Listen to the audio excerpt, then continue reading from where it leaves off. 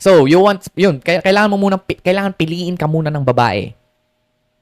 Joms, paano ko ba mapapaganda yung marketing ko inside the sexual marketplace para marami yung pumili sa akin? So, ang pinaka-primary dito is galingan mo kung paano mo dalhin yung sarili mo. Yan ang main.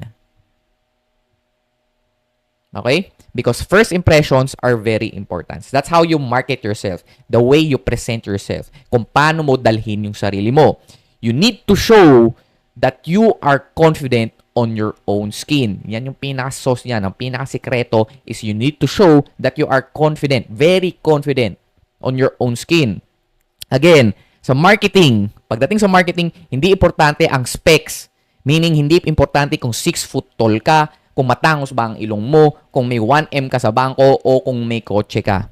Those are logical specifications. Those are written, okay? Yung mga logical, yung mga, yan.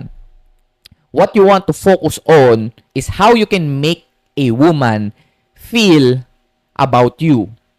Doon ka mag-focus kung ano yung nararamdaman niya kapag kasama ka niya, ano yung nararamdaman niya kapag kausap ka niya, anong nararamdaman niya kapag nakikita ka niya.